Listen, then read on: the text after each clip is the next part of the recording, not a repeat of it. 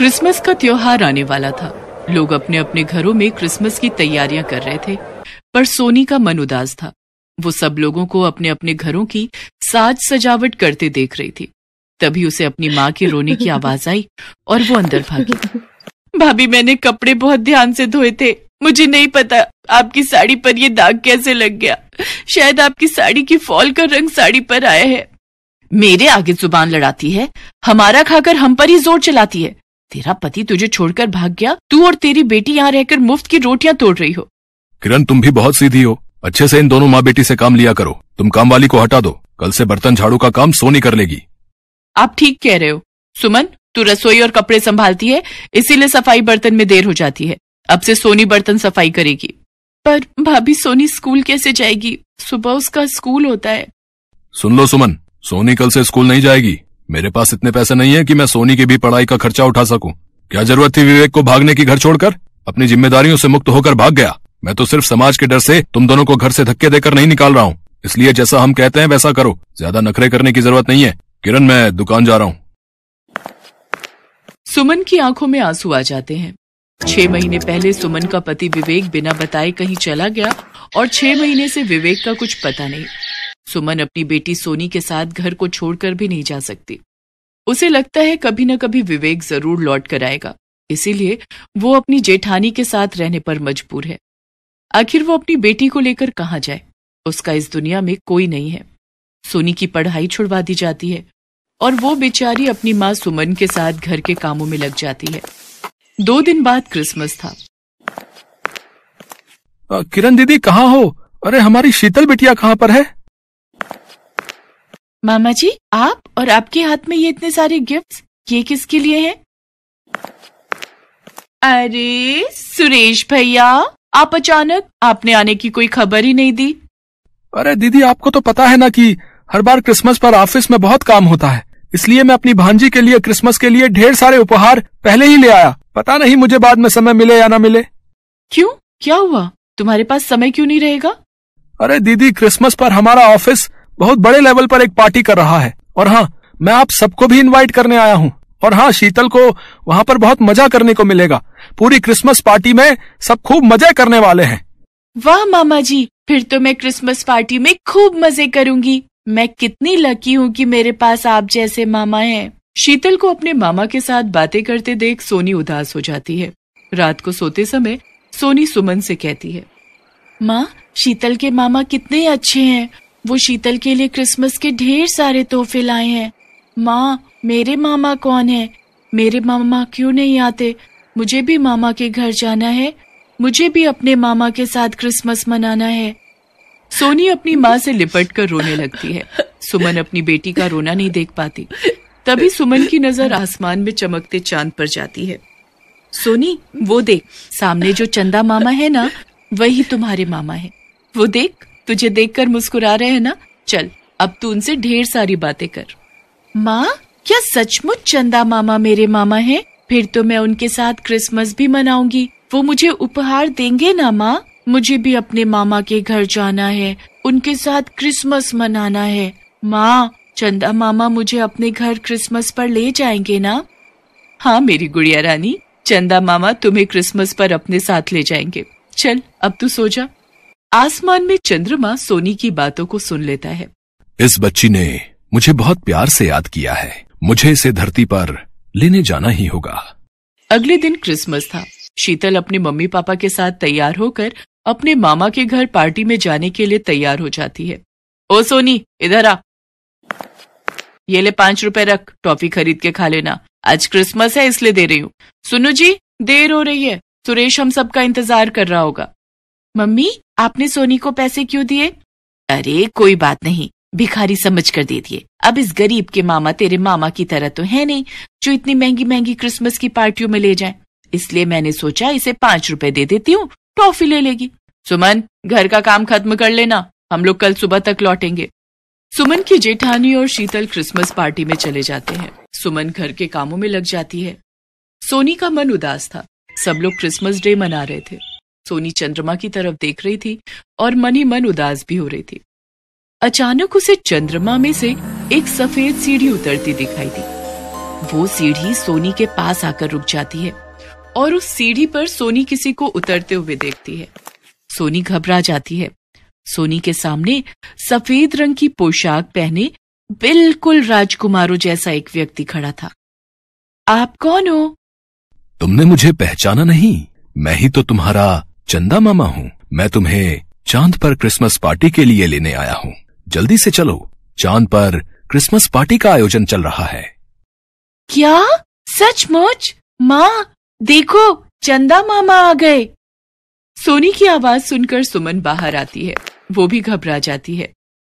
बहन घबराओ नहीं, सोनी ने मुझे दिल से अपना चंदा मामा बोला है और तुमने भी तो सोनी को यही कहा है कि मैं उसका मामा हूँ। आओ सोनी, आओ सुमन बहन, मेरे साथ चांद पर चलो। चंद्रमा के साथ बहुत सारे सितारे भी सोनी और सुमन का स्वागत कर रहे थे और सब गीत गा रहे थे। आओ तुम्हें चांद पर ले जाएं, मिलजुल कर क्रिसमस मनाए, नन्ही नन्ही खुशियां बटोर कर एक नया सपना सजाए। आओ तुम्हें चांद पर ले जाए। देखते ही देखते सोनी और सुमन की वेशभूषा बदल जाती है। वे दोनों बहुत ही सुंदर कपड़ों में आ जाते हैं। सोनी अपनी माँ के साथ चांद पर पहुंचती है। चांद और गगन के सारे सितारे सोनी के साथ बहुत धूमधाम से क्रिसमस का त्योहार मनाते हैं। चांद पर केक, टॉफी, बिस्कुट, खाने पीने की चीजें, गुब्बारे, खिलौने और भी बहुत कुछ था, जिसे देखकर सोनी बहुत खुश थी। पर अचानक सुमन उदास हो जाती है। क्या हुआ माँ, तुम उदास क्यों हो गई? देखो, हम चांद पर कितना सुंदर क्रिसमस बना रहे हैं। बताओ ना माँ, क्या हुआ? वरना मैं भी खुश नहीं हो पाऊंगी। कुछ नहीं सोनी, तुम्हारे पापा की याद आ गई थी। पता नहीं वो किस हाल में होंगे आज। वो ये सब देखकर बहुत खुश होते। काश वो वापस लौट आते। सुमन अभी सोनी से बात कर ही रही थी कि तभी सामने से सोनी अपने पापा को आता देखती है। माँ देखो, वो सामने पापा आ रहे हैं। चंदा मामा, वो देखो मेरे पापा। आप कहाँ चले गए थे? आपके बिना मैं और सोनी बिल्कुल अकेले थे। मैं बहुत बड़ी मुश्किल में था सुमन, मैं तुम्हें सब बताऊंगा। आज सोनी के चंदा मामा ने मुझे एक गहरी नींद से जगाया है और वो मुझे यहाँ तक लेकर आए हैं। आज सोनी के चंदा मामा ने मुझे अपने परिवार से मिला दिया। सोनी अपने माता पिता को पाकर बहुत खुश थी। सब चांद को धन्यवाद कहते हैं। चांद पर सब मिलकर सोनी को बहुत सारे क्रिसमस के उपहार देते हैं। कुछ देर बाद सोनी अपने माँ पापा के साथ धरती पर वापस लौट आती है। विवेक एक एक्सीडेंट का शिकार हो गया था, जिसके कारण वो कोमा में चला गया था। उसकी देखभाल करने वाला कोई नहीं था। उसके घर का पता भी कोई नहीं जानता था। वो एक अस्पताल में बहुत समय से भर्ती था। अचानक वो होश में आ गया। वो जादू सोनी के चंदा मामा ने ही किया था। विवेक को अपने भैया भाभी की सारी सच्चाई पता चलती है और वो अपनी पत्नी और बेटी को लेकर वहां से चला जाता है और नया जीवन शुरू करता है। आज सोनी के चंदा मामा की वजह से उसके जीवन में बहुत सारी खुशियां थी।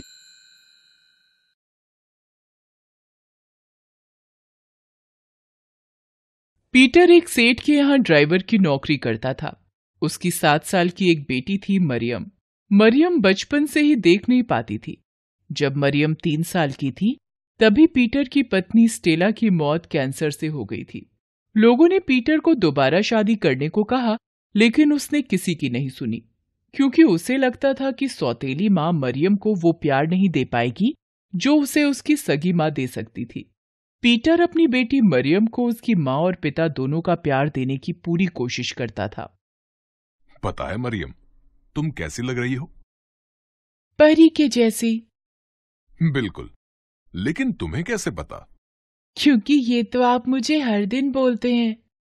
पापा, काश मैं भी देख पाती तो मुझे पता होता कि परी कैसी दिखती है। मरियम की बात सुनकर पीटर की आंख में आंसू आ गए। वो उसे गले से लगा लेता है।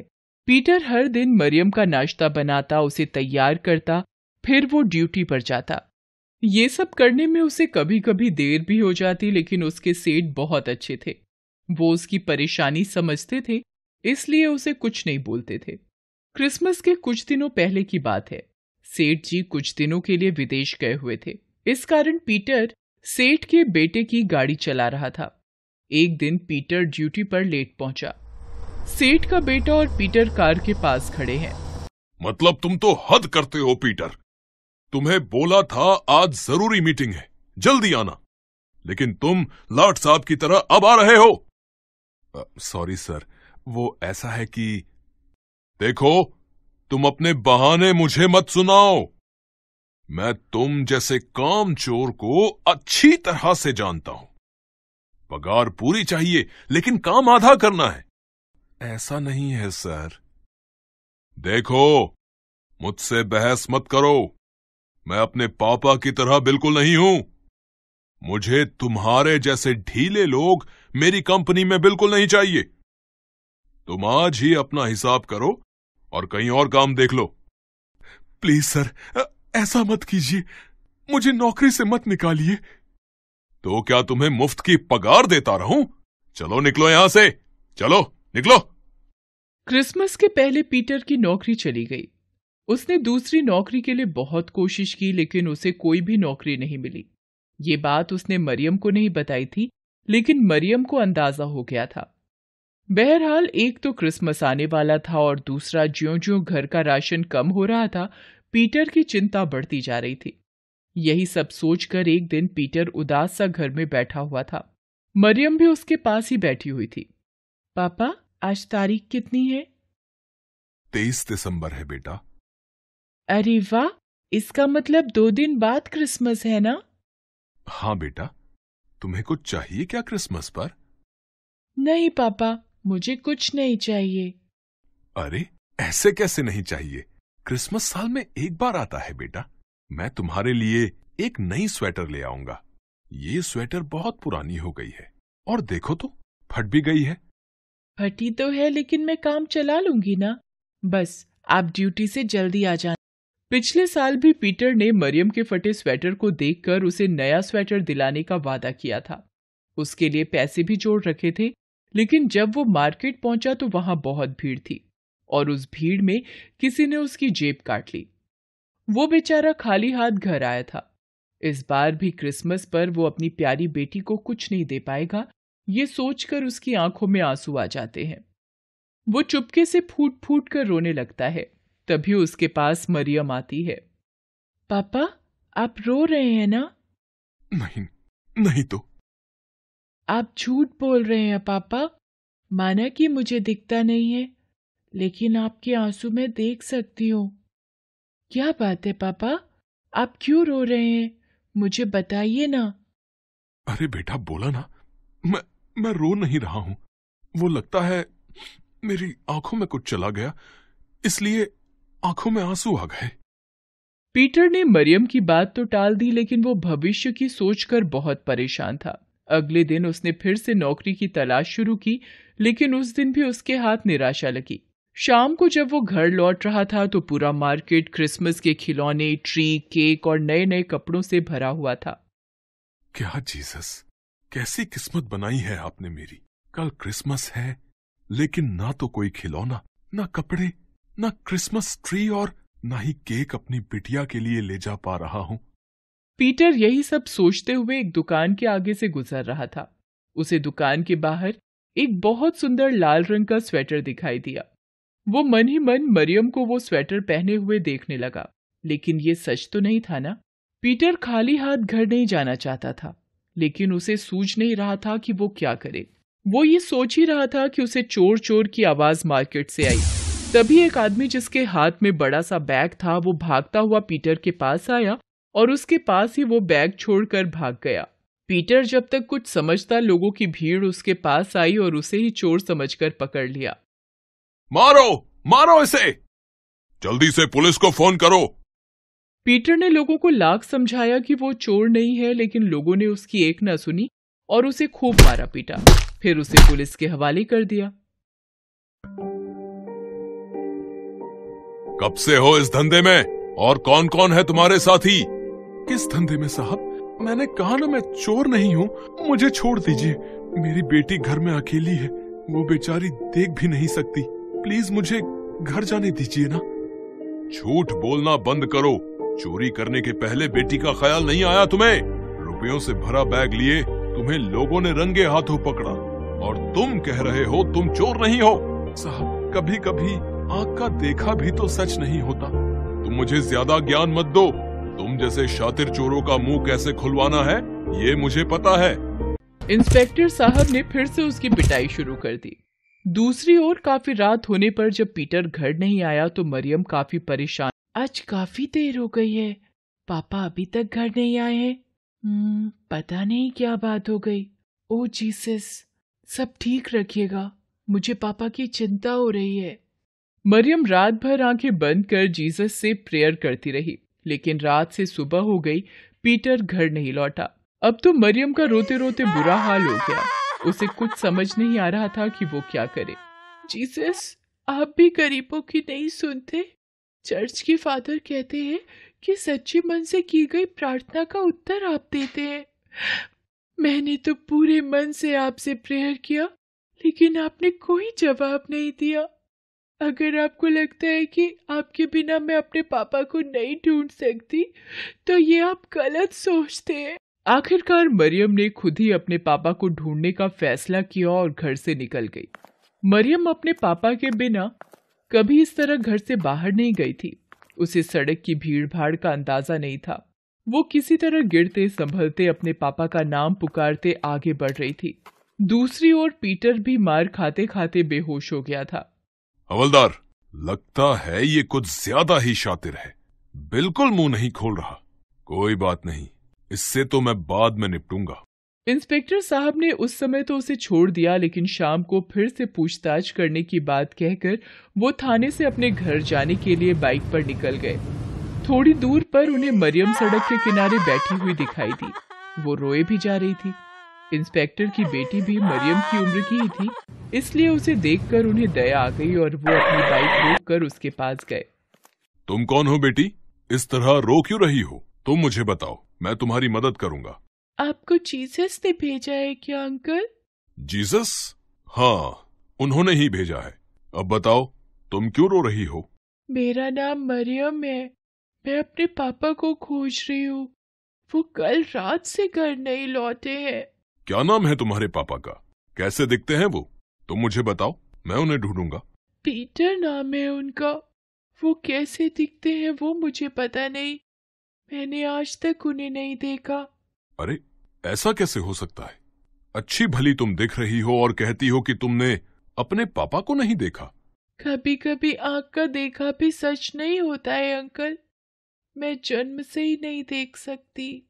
इंस्पेक्टर ने जैसे ही मरियम की ये बात सुनी कि कभी कभी आंख का देखा भी सच नहीं होता है, उसे थाने में बंद चोर की याद आई।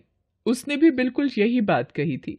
उसे ये भी याद आया कि उसने कहा था कि उसकी बेटी जो देख नहीं सकती वो उसका इंतजार कर रही होगी। ये सब सोचकर इंस्पेक्टर को बहुत ग्लानि महसूस होने लगी। वो मरियम को अपनी बाइक पर बिठाकर थाने ले आया। इंस्पेक्टर पीटर को हवालात से बाहर निकालता है। साहब, आप फिर से मुझे मारेंगे? मुझे मत मारिए ना, मैंने सच में चोरी नहीं की है। प्लीज मुझे घर जाने दीजिए। अरे, मैं तुम्हें नहीं मारूंगा।